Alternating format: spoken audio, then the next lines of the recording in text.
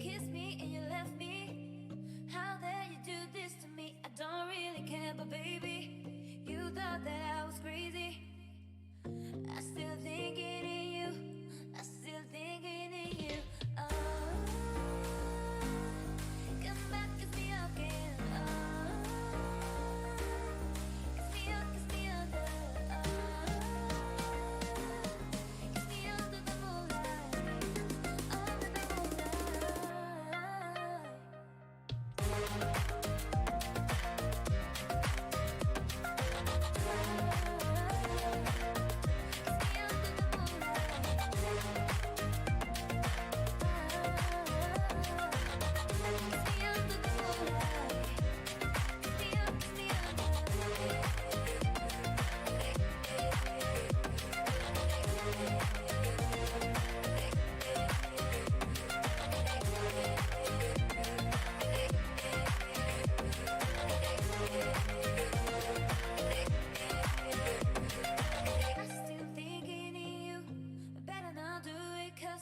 Kissed me and you left me. How dare you do this to me? I don't really care, but baby, you thought that I was crazy. I still thinking in you. I still thinking in you. Every time you cry, I'm always there for you. Always by your side to wipe away your tears. Every time you cry, I'm always there.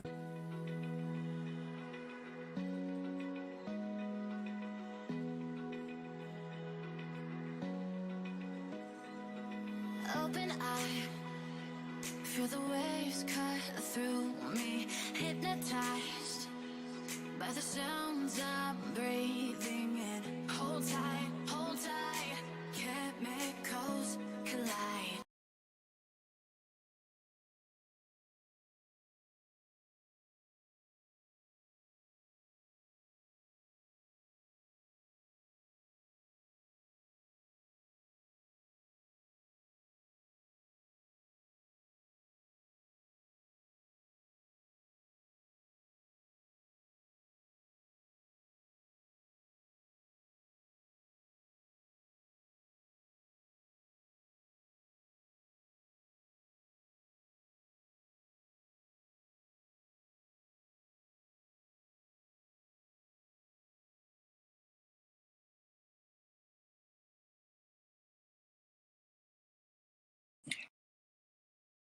What's going on, guys?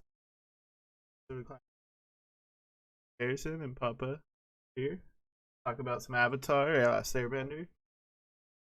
We're gonna go on to some the health journey and see how to make that better. Start off.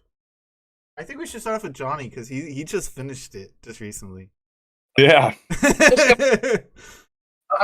I was trying to figure this out last night. Who out of us who's watched who's actually seen like all of Avatar, like, and remembers it? Like the Like cartoon. Talking about like the animated series too. Yeah. Yeah, I mean I've seen all of it, and I just recently watched like, The- first 4 episodes of the cartoon. Okay. So I will step in, and I know we were kind of giving crap to Johnny earlier about him just finishing the real life series, but I literally like 4 days ago just finished like I think the last 2 episodes of the animated series where like Aang's fighting the Fire Lord. Yes. And that was such a long episode, that last one. It like broke it up, I think either 3 or 4 parts. And I just don't recall. I remember watching Avatar as a kid and a lot of key points in it, but I never actually seen him like fight the Fire Lord, so I just had to just go back and watch it, and like seeing like Zuko and all these other guys that are like, that were against Aang are now like, working with him to beat the Fire Lord, which was like super crazy to me. I remember like Zuko was like trying to that's his name, right? This Fire Lord's son. Yeah, Zuko. Yeah. Zuko, yeah. And I remember like just how much hatred he had towards Aang, just because like he was banished from the fire civilization and was set to go on a quest to find the Avatar. But I think his dad was just trying to get rid of him and didn't think he would actually like ever like have the chance or opportunity to actually find him. And then when it came about that, this new avatar was out there, um, it was quite wild, just like how, like, as a father's perspective, like how he just, like, shot himself in the foot, like, oh shit, like my son actually, like, has, found the avatar. So I'm sure he was fucking surprised. Um Without getting too much into it, it was just like wild to see just like how the new series of the non-animated really compares to the animated, like certain scenes and stuff. So I thought that was really cool. Yeah, it really is cool. And you are right on that aspect where he gave him pretty much an impossible task that he thought he wasn't gonna ever complete. He pretty much Totally. like banished him. Yeah, he was never expected to. Yeah. It was crazy just that he did complete. I mean, so soon, 3 years in on the journey, and you already found the avatar, but Yeah. expect it. I don't know. Totally. What are some things that you guys noticed that were different between the animated series and the live action? This version of the live action, not the 2010, because we all know that one sucked. Yeah, that was. This one's way better. I'll give it that. Well, I guess you guys wanted me to start off. So, I watched the first episode. I was watching it. I did have like one comment, but then I thought back on it and realized that he at this point is already an airbending master, so that's why he's able to do this. But I know a lot of people were saying, like, because when we first see Aang, he's like up on top of something, and then he gets called down, and then he starts flying, like just like with air and stuff like that. But he's only supposed to be able to quote unquote fly with his glider, but he is technically a like airbending master at that point. He has the mark already because, like, some people, like some other kids in the village and other people in the village, don't have the mark of mastery, but he already has that. So the fact that he was able to use that and bend down was weird but cool, because it shows that, like, he is a master of airbending, because that's what he is. He already knows, like, all of airbending because he went through that training at such a young age. So I thought that was cool that they did that differently. It was neat to see a lot of different. I mean, one thing that really stood out to me was the way he was airbending, forming and moving around without the glider. Because, like, in the cartoon, he says the reason he can fly through the air with the glider is because he bends the air around the glider. Yeah. So it was kind of interesting to see them have him flying around without the glider and bending air around himself to cause that, get him to go around and transport. That was one thing I've noticed. And then another thing, later on in the episode when they're going through the tunnel of love, in the cartoon it was Aang, it wasn't Sokka or whatever his name is. Yeah, it wasn't Sokka and Katara. It was Katara and Aang. Yeah, it was actually all of them. All three of them went through. Like, Yeah. Sokka, Katara, and Aang all went through the tunnel. It's really cool. I like how they threw those them in there though. The secret tunnel. Like, all those guys. I'm so glad they added that song. They needed to add that. They didn't do it, dude. That would have done just so bad. Yeah, that was awesome. There was like little key points that I like. They made it more like, Sokka's more comedical. Like, he's actually like more of his character in this. There's those little comedic moments where, like, we finally see like Aang when he meets Boomy finally in the live action, and like they go through all his trials and then like and everything, and even during those trials, like locks him up in like the what is it? The rock candy, and he's like, "What is this?" He's like, "Oh, I'm just trying to, show you that like there's difficult paths that the Avatar has to take, or maybe I just want rock candy." Like, there's just like those little comedic moments, or like the last trial he has for him. It's like both of them sledding down like the like delivery system like they used to when they were kids. Yeah, like stuff like that. I'm glad they did that, and they had the cabbage guy in there. Oh, dude, that was funny. Cabbage. Yeah. Yeah, for me, one thing that I noticed was in the original animated series is Boomy wasn't as aggressive and angry. I don't know. It was kind of more like I think a jokester. So I just kind of saw like more of an aggressive Boomy in the real life series. I don't know what that front was for, but they did it anyways. Didn't make me turn away from it. It's a real life series or not real life. It's not animated, so I don't know. Maybe it just plays better, with a less aggressive Boomy in an animated series than versus um, real life series. Um, but at the same time, like I'd still recommend just kind of not. I don't know. How's the word? I like the series. Don't get me wrong, I like this first season on Netflix, but I've just known that Netflix is usually or is reputable for like canceling shows after like that first or second season. So I'm hoping that we still get to see more of a storyline of Aang and kind of more based off of the animated side of it. Because there were a few changes in it. Like we got to see more of like Gyatso, which is like Aang's mentor, kind of like the arc of that. Like he was able to. We saw like how Gyatso passed and we just didn't get a lot of that like in the animated series. So there was a lot more like Aang being depressed, of not having his best friend, and kind of just like adapting to this new world, being 100 years older, but like still at the same age in a sense mentally. So I can only understand if I was frozen for 100 years, how I'd kind of feel. You just lost everybody you loved and you were friends with, and you have to start fresh, pretty much. Basically, just hopped into a time machine. So to end that, I would just say, if you're gonna watch the Netflix series, I would say have, I don't know, I wouldn't settle that as the best Avatar. I wouldn't judge Avatar, the original Avatar, based on the Netflix series until we see like another season of it. Hoping that Netflix does create one and keeps its promise, to hopefully see the Fire Lord and Aang and the Fire Lord fight.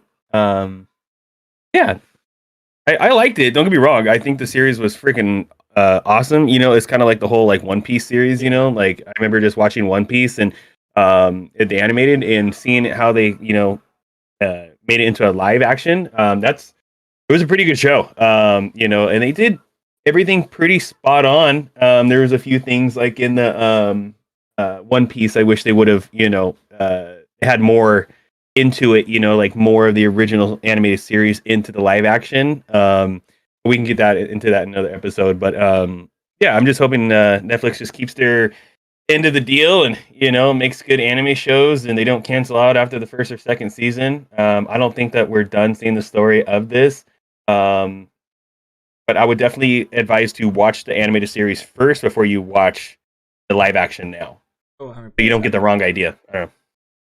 There's one thing though that's gonna have an issue with this is that they're gonna have they're gonna have Stranger Kids things like kids situation because Aang's already what he was 12, 11 when they filmed this back in the pandemic, and now he's what 15, and his voice is getting deeper. They're gonna have. Oh, they filmed it. They filmed this in the pandemic. Yeah, this was in the middle of the pandemic. They filmed it. So he's like 15 now, and his voice is deeper. So that's why a lot of the storytelling in this live version was a lot of left open in some parts, so that he can grow with the series as age versus like in the comic where he stayed or the animation he stayed at 12. Well, if I'm wrong, I think it was like from the time they found Aang until the time that he fought the Fire Lord was like exactly a year. Yeah, so like now I think it was a year. I think now they're gonna spread it on multiple years. They're gonna try to make it be like he took some time learning because of his age in real life and stuff. Yeah, that was also the other thing too. Is like I don't know why I felt like one. I think it would have done a little bit more justice having more episodes, and I think for that would be because like I didn't see him learn any like water bending or fire bending or earth bending. Well, he doesn't learn that until season 2. This only took place for season 1 of the comic. Yeah, but I feel like they jumped. Like I don't know what it is. Maybe it's just me, but I think they literally like he just got out of this effing ice brick, right? And then now he's airbending and he's calling on to the other past airbenders or avatars to ask for advice. I would think with asking that advice would come with like some fire bending training or some water bending training or something. I don't know, because then are we going to see him fight the Fire Lord like next season, or is this going to be like a 4 season series, like or 5 season like Stranger Things? It could be It should. 4 season. I think it Yeah. would be a 3 or 4 because because this was just book 1, and they still have book 1, which is water, which is in the anime that's what they call it. Book 1 water, book 2 earth, and then book 3 is fire, when he finally learns fire, and then all that stuff. But he does learn a little bit of water at the end right here when like they finally get to like the North Water tribe. And it wasn't too like I like. Because I was looking at the episode list numbers. There's only 20 episodes in the first season of the animated series, and there's only 8 in this. So to break it down from like, and mind you, those are like 20-minute episodes. So if we pull down, that gives us 10 episodes. So they actually did a pretty good job with like giving us all the build up to getting to the North Water tribe. Because yeah, there's a lot of things that happened in between, like them going through the secret tunnel, Aang having to go to the spirit world and save everyone who was lost, and seeing that part was really cool too, how they did that with like the creature with like the many faces. Yeah, with all the many faces and stuff like that. But there are some things that were different. Like Aang already knew about that character or that creature when he goes into in the anime series. He knows like what to do, like plain face, no emotions, because if you show emotions or anything, that's how it takes your face and takes. But then they gave us that scene, which Johnny pointed out earlier with his friend Gyatso. I don't remember if that happens in the anime. I'll have to go back and watch it, so don't completely quote me on this. But I don't think he has that interaction with him again. Doesn't have where he tells him about. Yeah. So where he like has an interaction where he tells him about the dude, like, and tells him you got to go save them and go talk to the Fire Lord. And then he asks him, like, can I see you again after this? And, he kind of gives him that, like, yeah, but like, it's obviously enough, like, not going to happen type deal. But I don't know. I really hope we go into, like, him next season is going to be him learning Earthbend. Going to meet Tong and what the blind girl. Yeah. It's like, we'll be taught. Yeah. That's really when. To me, that's really when the seasons got really.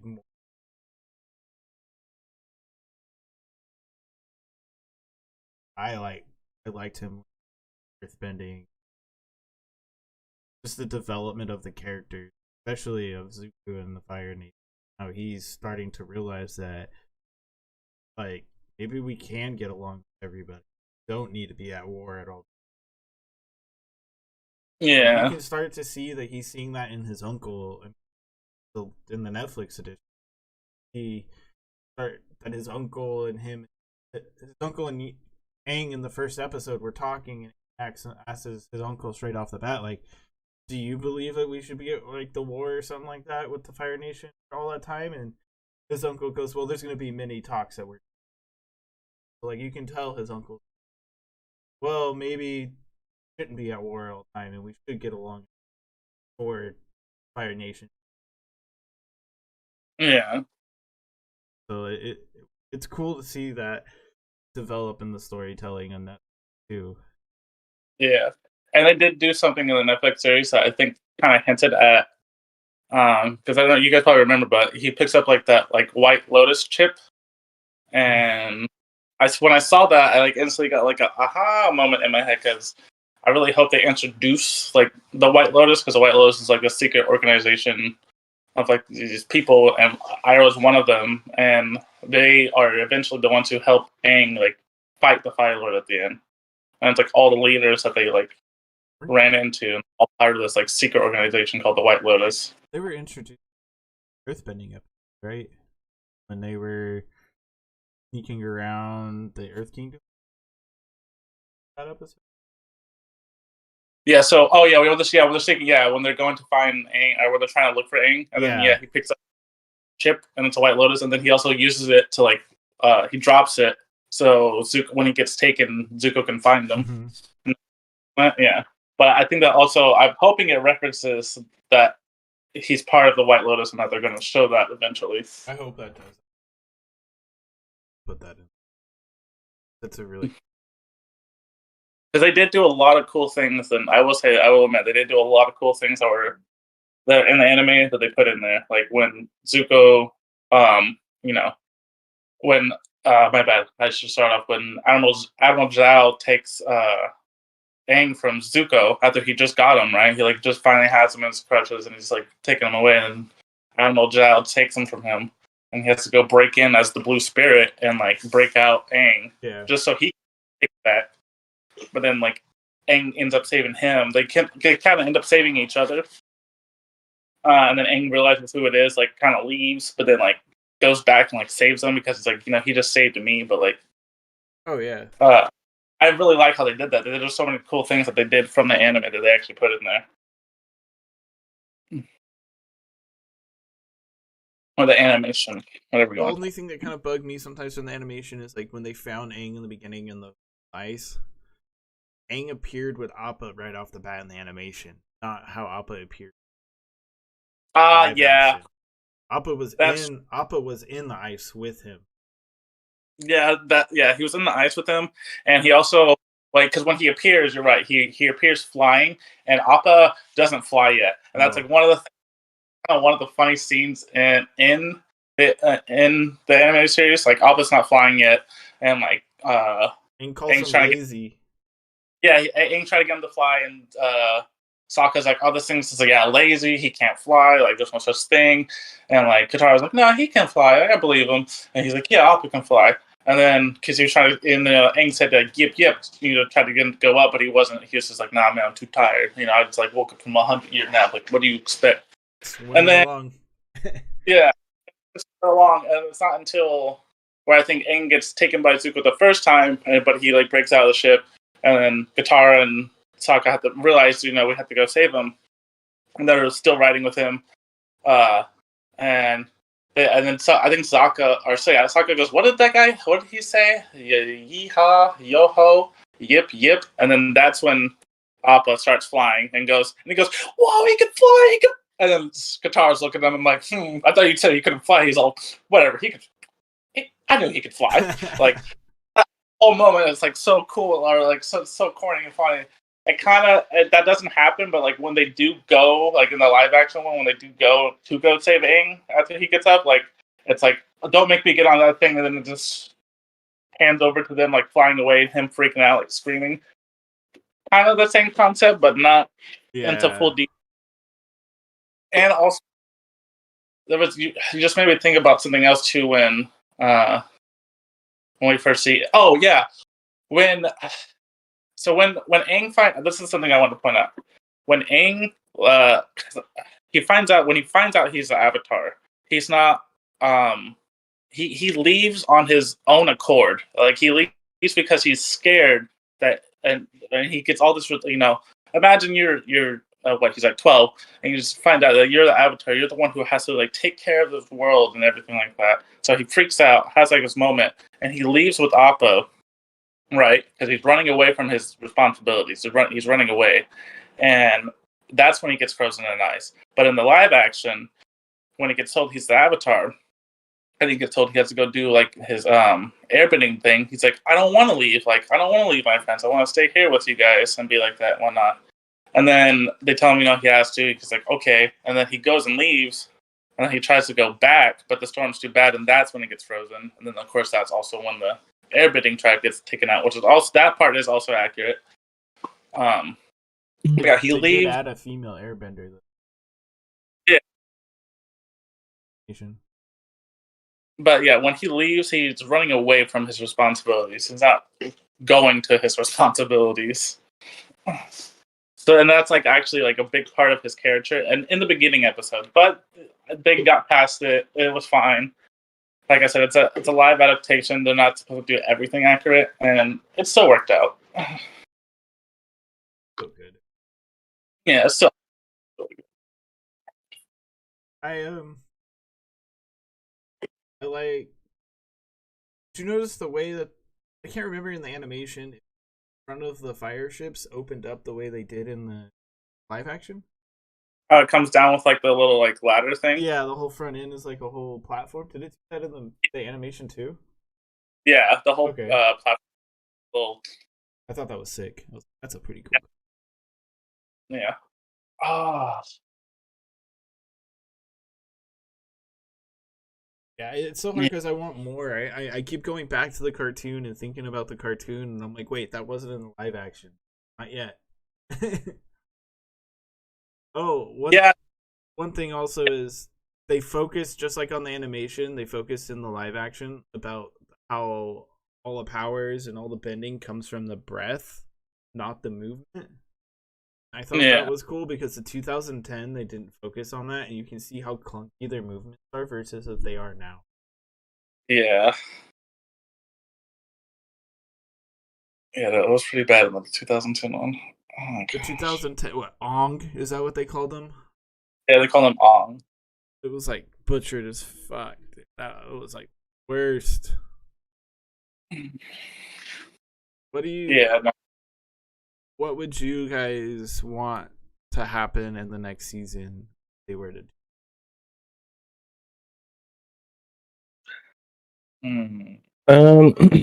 One of mine's kind of seeing more of the spirit world, and seeing how Aang taps into that, and then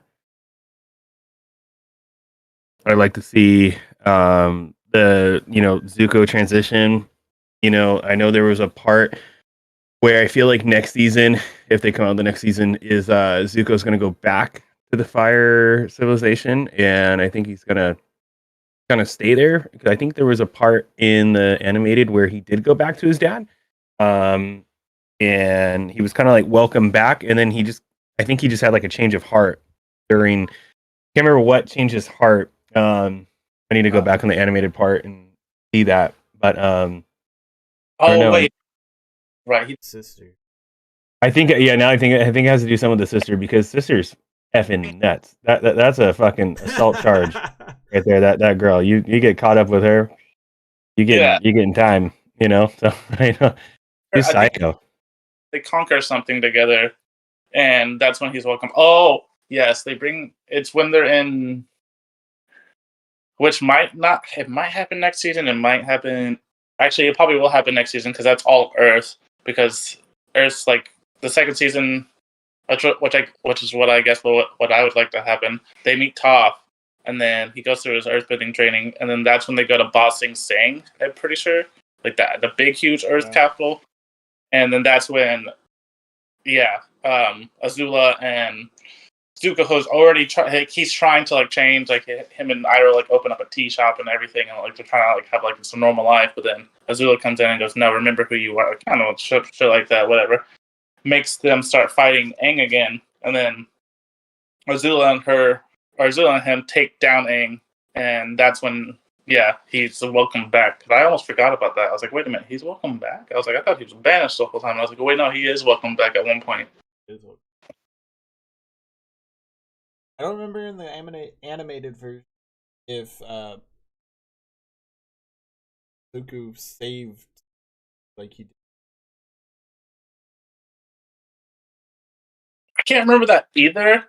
I thought that was a cool twist. I thought You're talking about how like the Fire Lord they were gonna banned him. They were gonna sacrifice the crew that he got. They were gonna sacrifice it. He ended up saying, "No, we shouldn't sacrifice." Yeah, he's like, "Why would?" That's when he got banished, and then had a fight, and then he got banished. Yeah, when he was like laying down in the live action one, he's like laying down in bed, and like Iroh's there with them already, and then his father comes up. He's like, "Now's not the time. He's hurt." He's like, "He's fine. Like it's just his soul who's not, or a spirit that's hurting." And then he, like, "You're banished. Like you got to go find the Avatar." For a long, and he's like, "Oh, and since you're so keen on the 41 division, that you can take them as your crew," because like that's when he spoke up and was like, "No, like don't like what Andrew said, like you can't just like send your man to die like that," because he was literally just gonna send them in to die. And so, and Iroh's telling one of his lieutenants of that crew why they got chosen, because I'm pretty sure like a little bit prior to that, like he got mad at Zuko because Zuko was he's stressed out. He wants, his goal of getting home is right there in this grass, and all this shit's like getting ripped away from him. So he's like freaking out, stressed out, all this other stuff coming through him. So he is lashing out on his crew, but he loves his crew, like his whole entire crew. That's why The crazy thing is his crew doesn't even realize that he didn't know that he did all that. Told him that, and then that's when he comes back, and then everyone's like, whoop! And he's like, "What's going on?" He's like, "They just missed you during music tonight." Like, everyone showed him respect, and then they all turned on what's his name? Yeah, so that was really cool. I like that. That was neat. That was really neat. I like that a lot. That showed a soft side of Zuko and his uncle, and that really should that's starting to show you when he's starting to turn to where he's like, well, maybe we should. Yeah, for real. See, what you guys think about the ending? Them taking Boomy and taking over the Earth capital. Yeah, but that was also in animated. Yeah, and I'm wondering like when Boomy's going to be released or freed. Is that going to be like a second or third season type of thing? Like at the end, Probably because I'm wondering if they're going to bring what's that High Council court or something that Boomy was a part of in the animated. the White. What is it? The White Lotus. White Lotus. Yeah, so a bunch of badasses. With the chip that Iroh picks up during when they first go to Amash, he picks up a White Lotus chip, and I know it's just because he likes that game. I can't remember what it's called right now, but I think that's a reference to that, because why else would Iroh, who was also part of that White Lotus society, pick up a White Lotus chip out of all the other chips? I don't know. But yeah, that was really cool to see. I mean, I think he'll come back in this next Earth. So they'll probably bring all the Earthbenders, build that story. Yeah. Except for Iroh, Boomy does come back in that season, and he's still locked up in the thing. And he's like, "Don't worry, I'll Earthbend out of here." And he Earthbends, he pulls up a little thing of rock with his head and puts himself up in his cage, laughing, and then goes away. Boomy in the anime is so crazy. He's more. It is what Johnny said though. He's more comedic, and in this one he was more serious. Especially when they got to the fight to the end. Mm-hmm. He was pretty. Don't get me wrong. He was very serious during that fight, and he was trying to teach him the same lesson, but it was more serious in the live action. Way more serious in the live action than the cartoon. Yeah.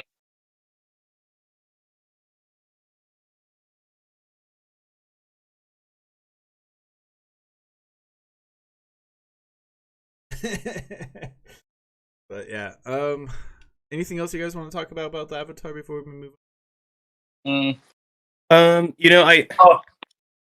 Go for it. You want to go? No. Okay. John, you gotta talk about it. I'm gonna go. So, the one thing I'm wondering what Netflix is gonna do with how they've kind of rearranged some part of the story from the animated, just a little bit, just a little, just a little. Is how is that fight with the Fire Lord gonna go down if they continue with the series? Because in the original, is when Aang was so prominent in killing the Fire Lord at first because he knew that he had to make sacrifices against his own beliefs, he just wanted to be the nice guy. He's a hugger, not a fighter type of guy. And the one thing that was really smart of him in the end of the animated series is how he just drew away the powers from the Fire Lord. So yeah. I'm wondering, is he just gonna, night, a Fire Lord in the real life action, or is he gonna, take the power away? I don't know. I feel like Netflix might leave that door open for the people and what they want. But if you're talking about the Fire Lord from 100 years ago, that was some sadistic motherfucker. I'd take his ass out in a heartbeat. But who knows? What's to expect with this new live action series? So I don't know. What do you guys think? I I think that battle's gonna be gnarly. Yeah, Seeing it in live action versus cartoon is gonna be crazy. It was a lot of fucking fire. getting up to that battle, Aang's like having a tough decision about even like not just fighting him, but yeah, should I kill him? And then he's like, yeah, I have to kill the Fire Lord. And then it's like I think also during that battle when he realizes, no, I don't have to kill him. I'll do something even worse, and just not worse, but like more of a punishment by taking his bending away. Which I really hope they do that part because it's so cool. Because it's like Aang goes into his whole Avatar stage, and then like he's all blue, but then the Fire Lord's all red, and you just see like the red is getting sucked out of him. That's so nuts, dude. Yeah, so nuts. One thing, because I thought one of us would have brought it up, but I know a lot of people like this is their this was their opinion on it, and I kind of agree with them. The Katara in this, she has no emotions other than like when she gets like mad or like happy, but like when she's supposed to be like sad, like when she like has like the one thing that like actually like makes her cry is when she has like the scene in the spirit world where the spirit makes her like see her mom again, shit like that. Mm-hmm. Like our balls and cries in the fucking and the end. And a lot of people were saying like this actor has no like they don't know if like she's gonna cry or whatever. But like there's even like I don't know if you guys noticed, but there's a scene where I think it might have been that scene where she's supposed to cry and it pans away and it's just like a little teardrop on the ground. But like she couldn't cry, and then like even during like these like some of these like sad moments where she's like explaining stuff to Aang, it just sounds like she's just like no emotion, like it's okay, like hey this just happened, but it's okay. Yeah. No, I get you. 'Cause, yeah, in the cartoon, she was very emotional. Yeah. Which was really weird to watch her bend water because when you're bending things, you use it and Yeah. tap into your inner feeling. Yeah, exactly. That's why I felt like she was having a hard time doing it. But I mean, through all the end, like that battle at the end with the other Master Waterbender was pretty cool. I like that scene. They did that pretty well. Yo, that was dope. When her and the master fought. Yeah. Yeah, that was really cool. Really neat to see her do. But yeah. Other than that, that's like my only like other like opinion about it. It was good. It was good. Like it's definitely way better than the first live action. Way better. I mean, also there were some actors that were kind of noticeable. I know the Fire Lord. He's been in like Lost and that. Yeah. A lot of actors. Oh yeah. And the princess. Yeah. The Fire Lord princess. She's like engaged to Dustin from Stranger Things. Yes. Felicia was just telling me about that. She showed me like on the Instagram and shit. She's like, "Oh, I know about her." I was like, "Huh?" Yeah. So, that was pretty cool. And then there's also the guy from Community, Theo's dad. Also, that doesn't. I'm pretty sure that doesn't happen yet in the first season. That might be a second season thing. I could be wrong also on that. I don't know. But I could have sworn he doesn't meet Theo and his dad, Sai, the mechanic and stuff, until later on. And I thought that was season 2 or season. I guess that was season 2 because they go to like another airbending temple. Like he finds and they're living there. They're living out of it, and he sees like Theo flying around, which he does in this one too. And he goes, "You're not an airbender," and the same thing. But like they're at an airbending temple. They're not in the Omashu. Yeah. That's a little different, but I know I want to probably just throw them in there. Yeah, that was something different, but that was neat how they put that in there. I mean, the balloons, they come bigger. The balloons that Sokka helped designed, they come in later on in the series too, because I'm Fire Nation a lot more later in the Yeah. not just as a transport balloon or shit. Yeah. Okay. Let's move on to the next subject. Papa's got some mental health journey he's gonna go on and going to let us know how it is. Good. What's the help? Very interesting, actually. So what is it? We're talking about Spravato now. Yeah.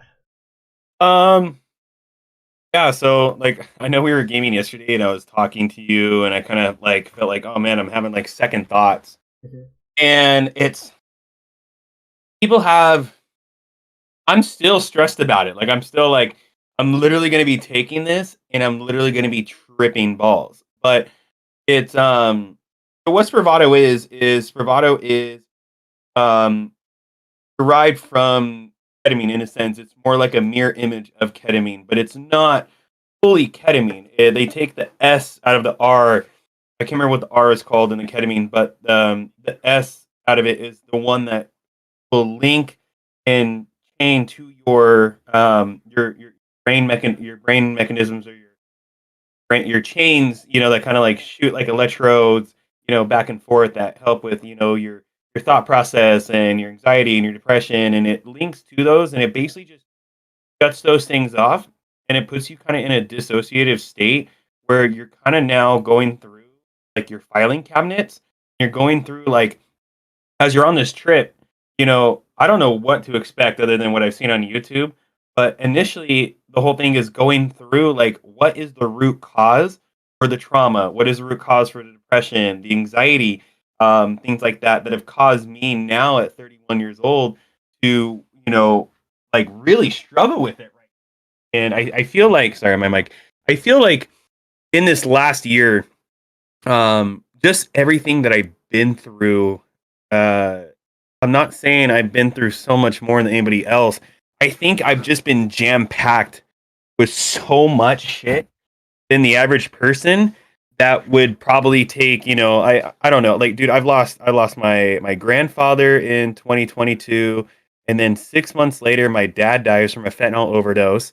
um Not even 4 months later, I lose someone that I considered a father to myself when my father wasn't around, because my father had an addiction problem back, early ages. And then I lost my maternal grandfather just a month and a half ago.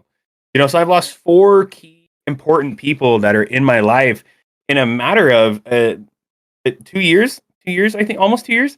And what just crazy change that can do to someone's mental health. Starting with my grandfather, I just remember, having so much. I just didn't understand him. Like I didn't understand his disciplining. I didn't understand why he was so rough on me. And then as I got older, I started realizing that I was just a fucking asshole to him, and I wish I would have given him the time and place to actually hear him out. And yeah, he could be an asshole, but I took it to heart way too hard. Um, and I wish I would have just hung out with him more, and understood what he was trying to get me to do, like saving money, and getting on me about keeping one job and making a career, and important things that would help me raise a family one day. As suppose my father has dealt with addiction all his life, at least since I was born, and he was sober for 3 years. They consider, like, he was in jail for 3 years, and then he was sober for 3 years after that. So anytime someone's incarcerated, they never take that sobriety date of when you went into incarceration and out. That's like your day one once you get out. Like, just because, like, you never know if you're getting stuff inside or whatnot. So his 3 year sobriety was challenged when his dad died. So when my grandfather died, there was a lot of things. There was a big property out on 227 in Rio Grande that was worth a lot of money, that my aunt and my father were able to split down and use. But that also came with a curse, because my dad was also a hoarder. This is just old habits from an ex drug addict. So we had, I shit you not, 16 10 by 20 storage units filled with shit. And I told my pops, because I helped them move all this shit in here, you need to sell this crap, because the day you go, like, I don't want to have to deal with this stuff. Because I know solely that I would have to deal with it because my sister was not a part of my father's life for many, many, many years and didn't want anything to do with him. So I was invested into him because being a man and having kids and kind of just needing my pops around, even though how big of an F up, he's been off and on. I was always there for him through his trial and errors. So when I told him, bro, like you got to sell this stuff, man, and it was just already too late. Grandpa died July of 2022. Dad died 6 months later. But my father bought a home 3 months before he died, like fully paid off. Bought a home. I mean, just for some reason he did something right. Like he knew with this inheritance from my grandfather that he wanted to get a home for himself because he never owned a home ever in his life. I would never want to be 50, 55 years old just now getting a home just because how rates and how expensive things are now. Like I'd hope I'd have something more together like by the time I'm 40, you know. I mean, right, that's the end goal for anybody is to have their own home and their own space, you know, not have to deal with HOAs and apartments and all this other crap. So my dad did it right by purchasing a home. He made a smart investment. He literally just said, hey, like I'm gonna buy a home, $6,000 down to the same real estate agent that was selling my grandfather's home. I think he gave her like $6,000, and then on promise of the retainment, like, hey, I'm gonna give you also half of the property value that we get. So you're gonna get this money for sure. Because as soon as his real estate agent sold the property, boom, dad had fucking his house paid for here in Orchid. But that came with a lot of bullshit because when Pops died, we went through this whole thing. I was shunned. I was stunned. He was supposed to work for me that day. We were doing a pressure washing job, and all of a sudden he doesn't show up for work, and I'm like, okay, like what the fuck's going on? So I just, you know, moseyed through, you know, worked. And then I actually had an interview because I still bartend other than own a couple of businesses. I still bartend. So I actually just had an interview the week before he died. And then I just got the job. Like they called me on the day he died before I knew he died. That I got this job bartending like off the cliffs in Shell Beach. Like it was like a pretty fucking rad setup. And I remember we celebrated at There Does Not Exist in San Luis. We came back home. I called my baby sister and I was just checking on her because our baby cousin died the day before from a seizure. And so I was just checking on her because she was really close to him. And I checked on her and I'm like, hey, sis, like, how's it going? And she's like, Jonathan, like, you didn't hear? And I'm like, no. Last person I would ever think knew what was about to be said out of her mouth was that I just heard rumor that dad died. And I'm like, what? Like, I literally just talked to him 2 days ago. Like, I should know these things because everybody knew social media and, you know, friends and stuff that I was close to him.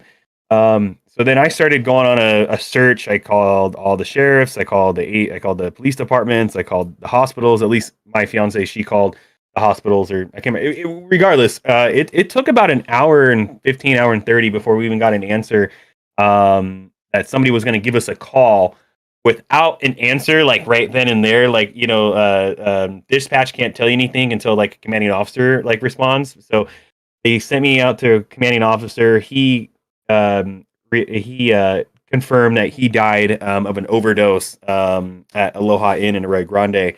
And that right there, like, changed the course of like everything that I was already on. You know, like, I was just going through a divorce. Still, well, no, I'm not now, but I was still like knee deep in divorce. In a new relationship. You know, dealing with custody of kids. You know, focusing on the business. You know, there were a lot of things. This was also the time when we just had like a super heavy storm in California. So I was just in a weird state, you know, like I was just trying to make money moves. And all of a sudden, like, instead of trying to make money moves now I have to disassociate from that and focus on this, which is my father's estate. Basically still, if you think of 16 10 by 20 storage units, right? Like a single 10 by 20 storage unit can probably confide like a 2 or 3 bedroom home.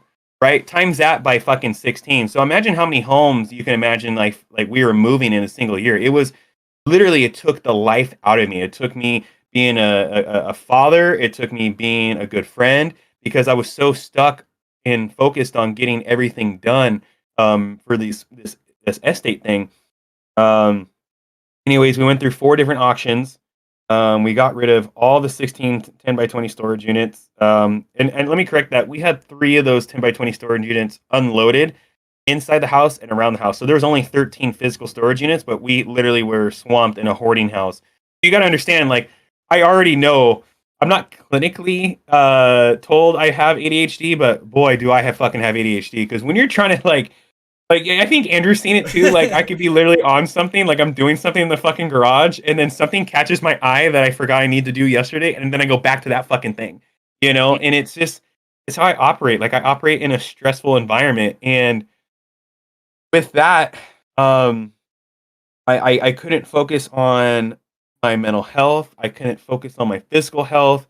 I was just worried about just being there as a dad at the same time trying to make the house safe enough for my children to be in. You know, and dude, it was a fucking full-time job. It took the life out of me. It was even like almost ruining my relationship with Maddie.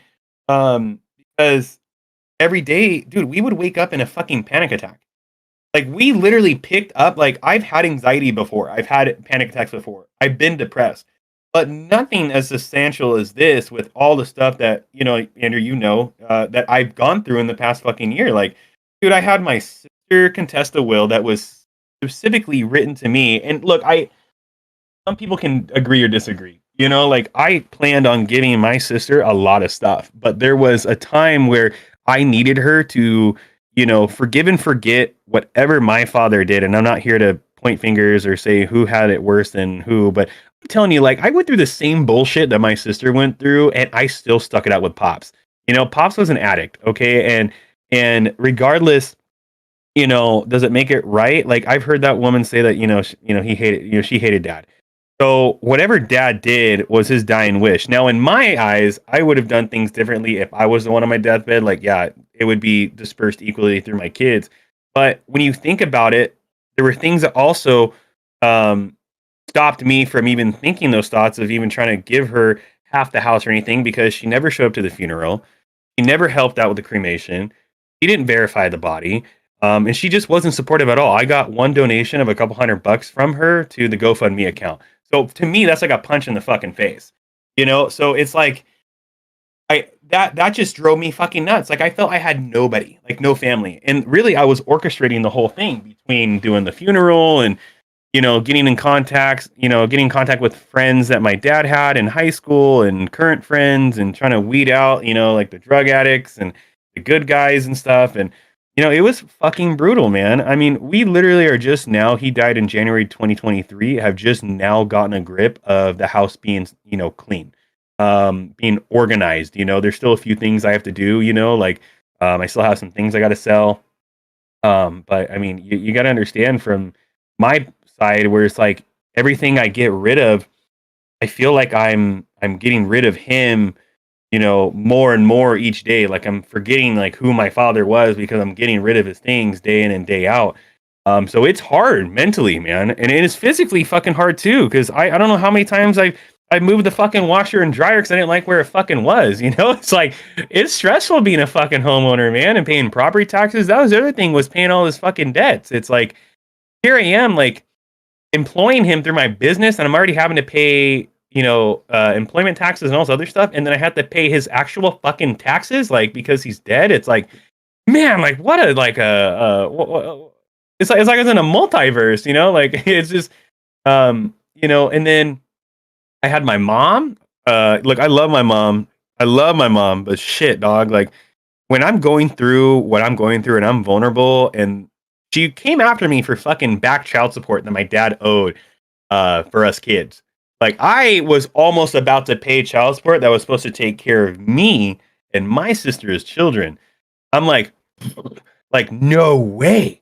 And we're talking upwards in the $20,000 range. And I've already had to pay my attorney somewhere up in the $20,000 range to even acquire him as an attorney, family law attorney. You know, how to pay that mother effort, you know, money to fight this thing. You know, all the storage units I had to pay for. At one point, we're paying almost $3,000 a month in storage units, bro. That's a fucking house, man. That's ridiculous, bro. I mean, how much, my life savings gone. So when everybody like sits there and says, oh, like Johnny got all this stuff, it's like, it's not all fucking berries and cream like you think it is. You know, it's like, yeah, I got a house, but shit, dog, I had to work for that thing in hightail because I've never had to save up, you know, that much money to pay for an attorney, to pay for multiple attorneys, to pay for storage units. Like, I had to take focus away from my own business that was creating me wealth and focus away from things that was making me healthy mentally and physically, to where I got I got my mind stuck in this depressive anxiety hole. Not, I wouldn't say dissociative, but I would say like it's taken me away from like my normal person self, And that being said, with the divorce and stuff I was going through, like I've lost friends, friends who were supposed to be, having your side, and I always had their side. You know how this is, Johnny and Andrew. It's like you deal with people, like you grow up. Sometimes you grow up faster than your actual friends. You know what I'm saying? And it's hard, because those are your boys. Go drink a fucking beer with them. Go smoke a joint. Go hang out with them in the pool hall, or family and kids would come together and stuff for 4th of Julys and all this other shit. And all of a sudden, like, I got people against me and stuff because why? You think I'm one up better than you? It's like, that's not it at all. Like from an image from what you guys see, like other friends that have dissociated themselves from you, that word is strong today, is dissociative. I think that's the podcast word for today is dissociative. But the fact that you literally see an image of the outside and you're not seeing from inside. You know what I'm saying? It's like you could really be hurting inside. Like there's something that could actually mentally be going on with you, and people just don't fucking think that. They look from the outside, but they can't see in. They can't see what's really going on in here and here. And it drove me nuts. It drove me physically and mentally nuts. To where like I've had lack of motivation, to go work out, to go door knocking, to go do all these things for my business, it hasn't kept me away from being a better father, because that's always come first to me with being in this divorce. Like I've been so much more active in my children's lives. And, like, I'm not here to talk bad about my baby mama, but, I will say, for the most part, she is a good mom. I will give her credit that, but there, are some challenging days, that I've had to step up a little bit more. And, that I'm sure that will change. But, we have my kids, pretty much 60-40 at the time. So it becomes stressful when you have to also worry about their well-being and you're not worrying about yours. So back to this bravado thing. This bravado thing is something that, Yeti or Andrew and his lady have talked to me about or mentioned. And I kind of took some focus into that, where I started asking, because I have a psychiatrist. I'm not going to bullshit with anybody. I have a psychiatrist, and if you don't have a counselor, at least, this goes for the strongest motherfucker out there. I think anybody and everybody should have somebody they can talk to, at least, that, at least knows what they're going through and has experience, or can at least kind of just put them down a different path, where they're not stuck in their own head. Because it's helped me grow, at least in the last 7-8 months I've been with my therapist. It's helped me grow financially better mentally, if I can say, if I put that word correctly. But I'm kind of stuck. I'm stuck in a spot where I'm still having some severe anxiety. I don't have as many panic attacks like I used to. I would have panic attacks where my heart rate would go up to 173, 174, and blood pressures just skyrocket, and I thought I'm having a fucking heart attack. But if I'm correct, that's actually not a heart attack. I think heart attack, like your heart just fucking stops.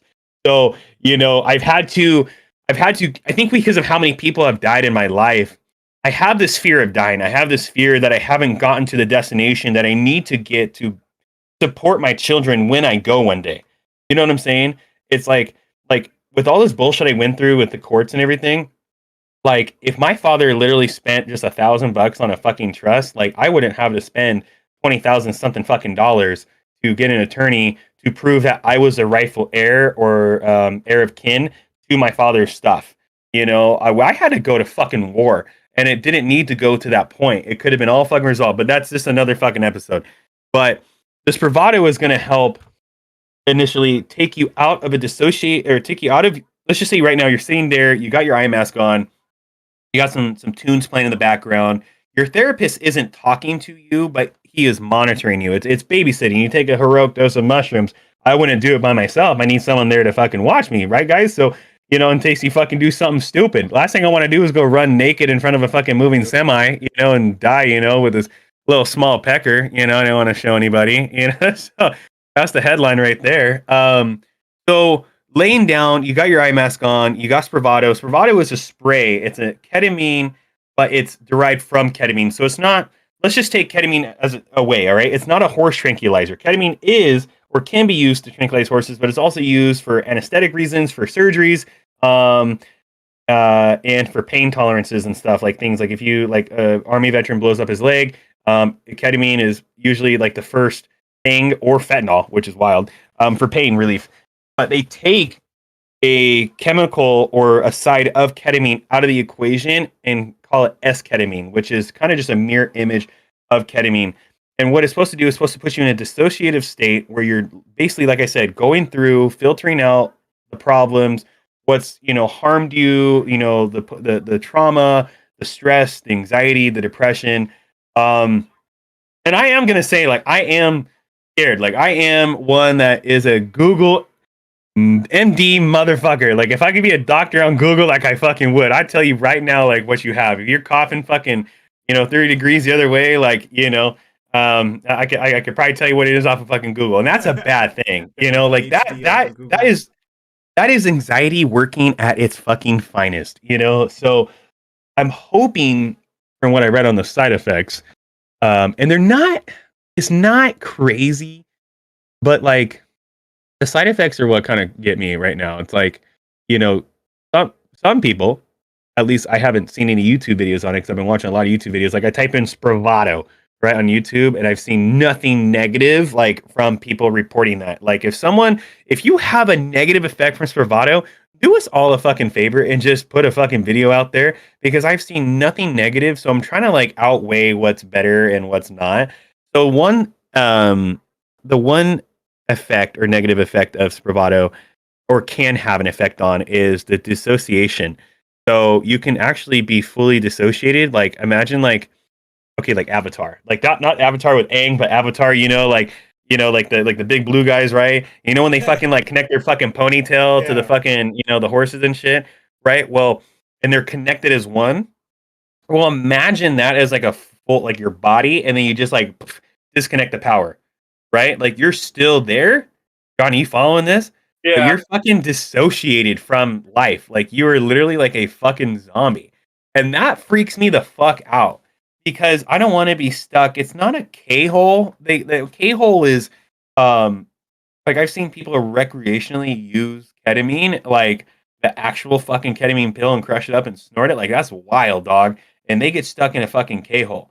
But okay, there's a Spravato treatment, which is the spray, and then there's the IV drip treatment. But I don't think California does that. I think only some states will do the IV drip system. At least I've seen YouTube videos on it. The IV drip system right now, the only one is Spravato. Spray is the only. Oh shit! There's some El Chapos out there. If a doctor doesn't want to lose their license, they're only going to prescribe that one. Mm-hmm. But now and then the other thing is, it could possibly make you more depressed. I don't know. I'm not there. Now I will say, like, I have microdose mushrooms in the past, and it's never.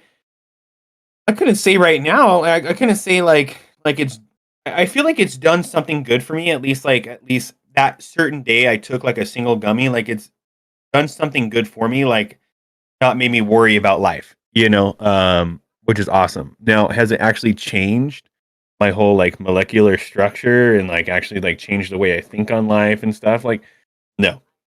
I'm hoping ketamine will just allow me to just dump the bullshit out and just dump it, and just, there was this one guy I seen taking the Spravato treatment, and I don't know, I'm already one that's worried about embarrassment, right? And I'm also one that is worried about dying, right? So the one thing that would embarrass me is that in this video, this guy's like fully like he's on the IV drip actually, but he's like fully like sliding down like electrodes and shit like in his fucking dreams, and he's like yelling into the room while he's got this face mask on that I am loved, and I'm like, I hope, I hope I can get myself to believe that I am loved, because I know I am, but I just hope I'm not out there like fucking putting out for the whole fucking world, you know? Like, come film that. dude, I kind of wanted to see. I don't know about the first treatment, but I thought about asking my doc if that's something like, if that's even, capable. Because I feel like as we're doing this podcast, it'd be kind of nice to kind of update like how the treatments go. You know, I just, I don't know. The, I guess the thing that just scares me about it is, like I said, the dissociation, and then like changing me as a person, because like, um, and I'm hoping it's good change, because the good change would be just how I see life, like when my grandfather died in January this last year, like, he was 97 years old. And like that was such a beautiful thing because he was cognitively there. He didn't have dementia, he had nothing. He was just ready to fucking cast off. Hmm. I'm worried about something that could potentially happen 50 fucking years from now. Like, that's crazy. Like, I need to stop fucking stressing about that. And it's because of all this shit that's happened to me in the last fucking 2 years. Like, I don't want to die. Unlike like everybody else, they don't want to, but I'm still stuck on stupid about it. Like, I just, and this is actually, I mean, this is me being like vulnerable and putting out there, it's like I go have like a couple beers yesterday, right? I had a couple beers and I had part of an old fashioned. And I get home and I've actually like completely cut drinking to a point where I'm only drinking like once a week. And if it's anything, it's no more than a beer or two, because I was heavily drinking when my father died, even before, for at least, 6 to 8 months. And that it had no effect on me when it came to like, like racing heart rate and feeling sweaty palms, and my anxiety was just like creeping through. But I didn't realize what actual alcohol does to you, because I didn't have such stressful stuff going on in my life with people dying and shit. I had a divorce. That was stressful because I had to make that fucking decision. But that was, and this is not to be mean. Please, anybody that's watching this can fucking just completely turn this upside down. The divorce was not that hard, because losing somebody forever is hard. I have to deal with my baby mama for the rest of my life, so she's still there. But the alcohol actually creates cortisol, and cortisol is a leading cause of people dying, because cortisol is stress, and cortisol can lead to heart attack. So my whole thing is when I start getting rapid heart rate and I'm like, oh shit, that cortisol is fucking cranking right now. Like some Breaking Bad amount of fucking cortisol happening right now. I start getting sweaty, and there's times that my anxiety has gotten so bad. It's better now, but it's gotten to a point where I had to get a therapist and psychiatrist, because I was waking up having panic attacks in the middle of my fucking sleep. Because your brain is trying to process while it's sleeping, is trying to basically file all the things that happened in that day. So if you're stressing on a Tuesday day and you go to bed Tuesday night and you're waking up on a Wednesday morning at 2 or 3 o'clock in the morning in a panic attack and sweating, it's because you're still stressing on the day before. Like, you're not getting your fucking full nights of fucking sleep, because you're still going through, your first stage, fucking trying to de-stress whatever the fuck went on. So I'm just trying to get myself to a physical and mental state where I am better, where I'm a better father, where I'm a better business owner, a better, fiance slash husband, these things that are just essential to, just be a better person. I've seen it in relationships, man. Like, I could be too fucking strung out and I can be short, like strung out on anxiety, and I can be short with my kids. I can be short with my lady. I can be short with my friends, and I don't like that at all. So I'm hoping, like I said, this Bravado does something. It's a 4-week, as we right now know, it's a 4-week treatment for 2 times a week. So it's a Monday and Wednesday. So by the time we get on to the next podcast, I've already would have done it twice then. And as far as I know, you get to the office, they talk to you about an hour. They kind of like center yourself so you can have like a beautiful journey, kind of like, when you're going through that hour of tripping. And then usually it takes about 30 minutes after that hour to initially kind of like start coming back down to reality, where like, okay, like, yeah, like I'm here, I'm present. You're not supposed to drive. You're not supposed to, basically just don't fucking go out for a fucking picnic stroll afterwards. Don't get associated. Don't go to fucking Bill's place. In a Rio Grande. After you just had ketamine treatment. You're just supposed to go home, rest. I know some of the things were like not playing anything scary, not listening to like, heavy core death metal, like some, dancing with the devil, type of shit. Yeah, hell yeah, bro. So I don't know. Like I'm really intrigued, really intrigued. Like I'm really hoping this does something because I'm only on one medication right now, for my anxiety, and it's called Boost Bar, and it's not a benzo. I do have benzos to the side, but in the last 8 months that I've had them, I've only actually had to use half of a benzo, and that was actually the first day I got it. Oh, wow. So I haven't, I really try and just talk myself out of a psyched moment. And usually when I'm distracted, is usually the best times when I'm not having anxiety. But if I'm like sitting on the couch and I'm processing everything that happened throughout the day or the week, like I got taxes I gotta pay for like next week, like fuck man, like that's gonna be a lot. So that's like things that are drawing anxiety like into me. But and then it also like in the course of the last year and a half that all this shit's been going on, like now that things are slowing down, I'm also developed anxiety from like not doing anything. Like I feel like I don't have enough to do anymore. I'm like, what do I do with my hands? And it's because I've already like done so much. Like I've over fucking worked myself to where once I get a moment where I need to actually take time for myself, I think we talked about this, where I'm just overworking myself to where the time that I do need to set for myself to evaluate and just relax and chill, I'm still, spreading that peanut butter fucking so fucking thin, man. I'm trying to just like fill that void with something to do. And I think initially it's just so I can keep my mind off of things.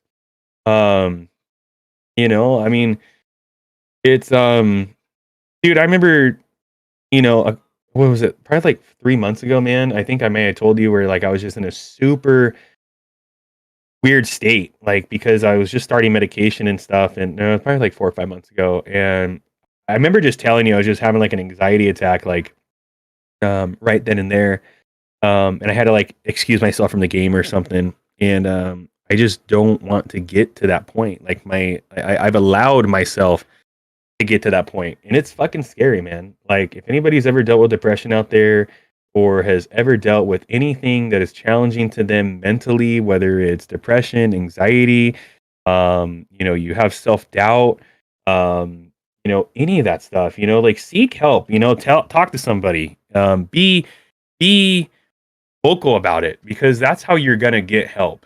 That's how people like, Andrew and Melly and other friends, have recommended, getting help, or, I've also recommended, like this ketamine thing or this ketamine infusement therapy. Sorry. Um, because I allowed myself to get to a really dark spot. Um, and that was fucking scary, man. Like it was too fucking scary. Um, your kids can see it. Your kids can see that filter in front of you. They see the image of you when they were born, right? Like I'm dad. I love that. I love when they call me dad. Um, and I have to act as their dad because that's my job. That's my responsibility. And it's so hard to hide my feelings or what I'm mentally going through, if I'm just going to keep masking it and not expressing that stuff to my therapist, my psychiatrist, my friends. So if you're struggling out there, guys, if you guys are listening to this, seek help, be vocal, um, get that fucking help you fucking deserve because no one deserves to be in that fucking dark spot. No one deserves to be in that spot of depression and anxiety for so fucking long to where it drives them nuts or worse, like we've had friends that have committed suicide for just being super depressed and no one fucking knew about it. No one fucking knew about it. It's just nuts. Don't be afraid to reach out. You're reaching out. Amen. For you, there's now apps like BetterHelp. There's other things like that. There's a lot of help out there now. Yeah, speaking of BetterHelp, yeah, no, amen. There's an app out there that I've been using. It's called Headspace, and I pay for it. It's I think it's $70 a year.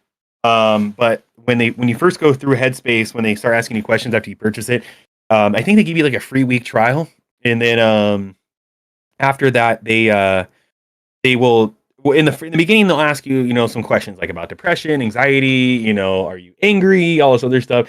Mine resolves around anxiety. And I think I'm just depressed because I've been dealing with fucking anxiety for so fucking long, I'll tell you this, my therapist and my psychiatrist say I'm not depressed because if I'm active, I'm a hyperactive, type of guy. So but I can tell you, I mean, they're not in my fucking mind. And what I can tell you, and this is just, hand on God, on the Bible, if I had one right now, is I am fucking depressed because I'm sick and tired of dealing with fucking anxiety. I'm sick and tired of where I can't just go out and have a cocktail with my lady and not freak out if I'm gonna fucking die, because I've dealt with so much death, but death is a beautiful fucking thing, like it's not like my dad died of natural causes, like he died of a fucking fentanyl overdose, but it's still from the course of actions that happened afterwards is what has driven me fucking mad because I think I'm more worried about what my friends and what my family would feel if I died because of all the things I still have to offer and I still need to do. I need to make sure that my kids are very equipped in life, like they're taken care of, that I've given them everything, not just money, but everything that I've learned or that I didn't learn and I want to teach them so they can, break that barrier, break that wall of not, having anything. Cause we had nothing as kids. Andrew, I know you had shit. Johnny, I know you had shit, like you had nothing, dog, and so for me, I had nothing either, and from where we're at now, like, can you imagine having that as a fucking kid back then? Like, we didn't know, like, we've had to work hard for our shit. And that's the only thing I want to instill into my kids, it's like Shaquille O'Neal, right? Like, Shaquille O'Neal will not give a fucking dime to his kids. He wants their asses to work for their shit. And that's fucking awesome, you know? Like, yeah, of course, when I die, I don't have $1 million to go donate to a fucking panda fucking organization, or I'm comfortable to donate even $20-30, to a panda organization, it doesn't make me a bad person. You know how much a fucking gallon of fucking gas costs, I'm yeah. like, Especially here in donate to fucking California. Exxon Mobil. Fuck. But Shaq always says, he's like, I'm rich, not my kids. My kids have to earn. yeah, that's exactly what he says. It's fucking wild, man. And he's always like, you gotta have 2 college degrees to get any of my money. They have to go do shit. And I agree to disagree. And hey, if I had all that money, I would definitely want my kids to at least get some type of trade in. Okay, now, not saying that my daughter Ari can be well fucking off as like some TikTok superstar or some shit, and I'm not saying not to do that. I'm not saying that at all. But if something fucking fails, all right, I'm just saying, if something fails, you have something to lean on. I don't have a college degree. I do have a couple certificates. I have a certificate in culinary. I have a certificate in massage therapy, which I do not practice massage therapy at all. Which I don't know why I wasted my fucking money. If I would have actually done something different. If instead of massage therapy, this is the shit part of it, bro, is literally I graduated from massage therapy school and then boom, pandemic fucking hit. And I'm like, dog, like I'm not touching nobody. There's no fucking way. And how many fucking people? Bro, how many fucking people hit me up to massage them during the pandemic? I'm like, I don't know what's going on. Like, I need to spend my time fucking trying to get fucking toilet paper in Walmart, not massaging you. I know. Fuck, man. Yeah, fuck. Dude, and that too, bro. I remember, dude, during the pandemic, I fucking hustled hard, bro, because I lost my job because no one could eat inside a restaurant. I got a job at fucking Costco because I heard from a homie that they had, like, you can go shopping at Costco twice a month as an employee without customers being there, and it's when they fully restock everything in Costco. So toilet paper, paper towels, Lysol wipes, homie. Like, that's what I'm telling you, Costco. Only reason why I even fucking work at Costco, because I'm telling you, I am infamous for, as you know, I'll tell you, I'm going to be on the fucking game at fucking 12 o'clock. I'm early today. I'm early fucking today. I'll tell you, I'm going to be on the game at 12 o'clock, bro. You won't see my ass till 12:45, But Costco out there trying to tell me that if I got to be at work at 12, and I have a 4-minute window. So if it's 12:04 and I haven't clocked in, I'm getting fucking written up after 3. But bitch, let me tell you, if it's fucking 12:03, I am milking that motherfucking thing. I'm so bad. I am like I will. That's why I always tell customers in my business, because I own a window cleaning company. Um, it is a bad habit. It really is. But if I could tell my customers that I'm gonna be there between uh 9 and 9:30, right? I would do it. But I tell my customers I'm gonna be there between 9 and 11. You know, so there are times where I'll be there at fucking 11 o'clock. um, then there's times they just eat. It kind of keeps that door open. In a sense, it's kind of a good thing too, because it keeps that door open when, like, if I do happen to schedule somebody else, right? Then yeah, well, I need to be there at like 9:30 to get the job done. So I can go do the Dolores at fucking 1:30. Yep. Yeah, that's enough about that. Bravado is going to be a big change. I'm hoping. I know my lady is kind of concerned about it, because everything that we've been through. She just doesn't want me to change as a person. She wants obviously the better for me. I don't think it's gonna change you as a person. I think it's just gonna help you leave the bullshit behind a little easier. And Yeah. that's what's gonna help. Because I thought before, I used to think, some people going through therapy, it can change them.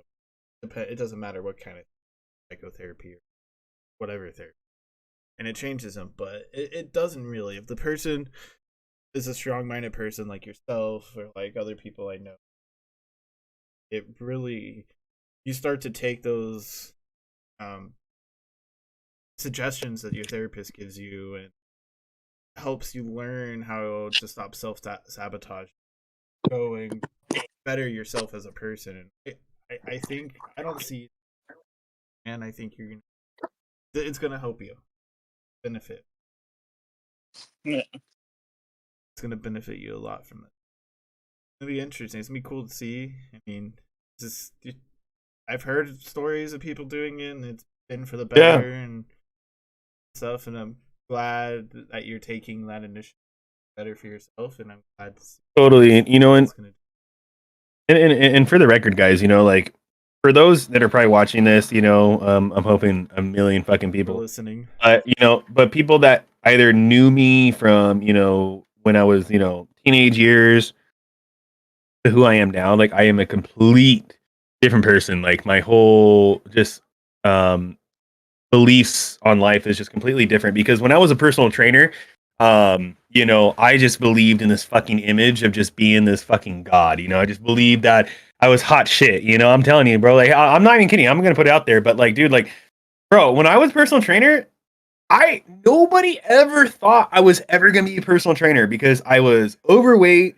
I had social anxiety. At least I thought, like, I didn't, like, I could have a conversation with somebody. I was always nice to people, talking to them, but I was a weird fucking kid, like, coming in, because I was born here. I wasn't raised here all my life. I was in foster care. And when I moved back here with my pops, like, I was this kid that, definitely did not belong in the Central Coast at that point, until I fucking adapted to you fucking aliens. Because I was born here, but I wasn't raised here. Yeah. So who I was as a person from like 15 to 18, completely different. And then when I became a personal trainer, I became fucking cocky. I was too into myself. Fucking every time I passed by a fucking mirror, I was fucking checking myself out. But that's because I was inspiring people. Like, I was inspiring people of this guy who fucking lost over 100 pounds and all this other shit. And and then I just kind of took advantage of it. Like, I never dated anybody until I was 18, and then I started dating a lot. Like, I was a hoe, like, from literally like 18, like, early fucking years, like those like 3 years, like, damn, dog. Like, I'm a good person, but I was not being a good person. You know what I'm saying? Like, my morals were out the fucking door. And to get to that was, I didn't believe in mental health. I didn't believe that. Yeah, I knew I was fucked up from like previous things in my life, but I didn't know it was going to apply to me even later on in life. Once I started having kids, I started having kids. I think Ari was born when I was 22, and my life changed for everything. My life changed everything. My whole life, my whole perspective, and everything.